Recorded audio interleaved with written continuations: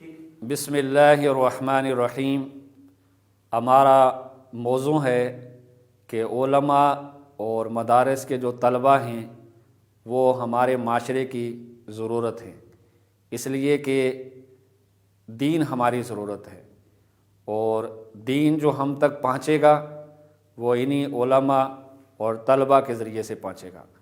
جب تک مدارس قائم ہیں اور جب تک مدارس آباد ہیں اور جب تک مساجد آباد ہیں، اس وقت تک ہم ان کے جو مدارس کے پڑھے ہوئے علماء ہیں اور طلباء ہیں ان سے رہنمائی حاصل کرتے رہیں گے۔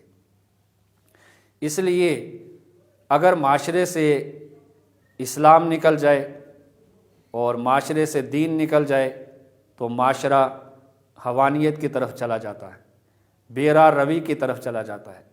آپ مغرب کو دیکھیں، آپ دوسرے ممالک کو دیکھیں کہ وہاں پر انسانیت بظاہر شکل کے اندر انسانیت نظر آتی ہے، لیکن باقی تمام حیوانیت ہی حیوانیت ہے۔ ان مدارس کی قدر کریں، یہاں پڑھنے والے طلباء کی قدر کریں۔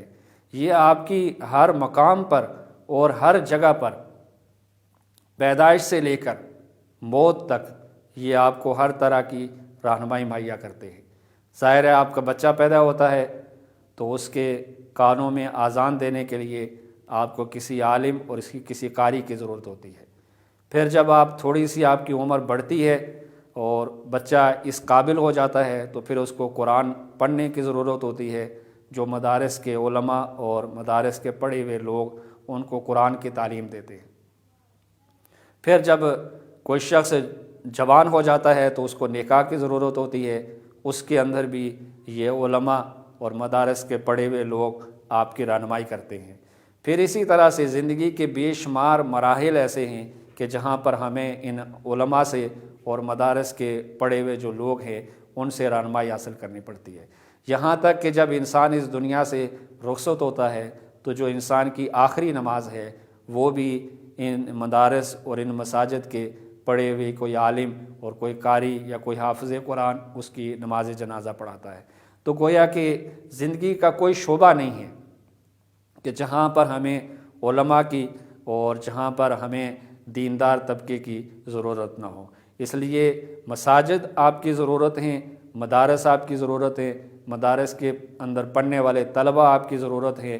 جتنا آپ کا تعلق مسجد کے ساتھ جڑے گا، جتنا آپ کا تعلق مدرسے کے ساتھ جڑے گا، جتنا آپ کا تعلق مدارس کے طلباء کے ساتھ جڑے گا، اتنا ہی زیادہ آپ کا ایمان پختہ ہوگا۔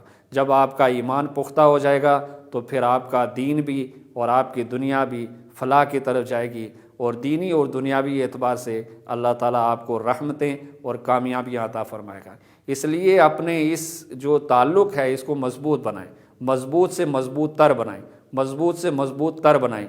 جتنا آپ کسی عالم کے قریب ہوں گے اتنی ہی زیادہ آپ کی وہ رہنمائی دینی اور دنیاوی طور پر کرے گا۔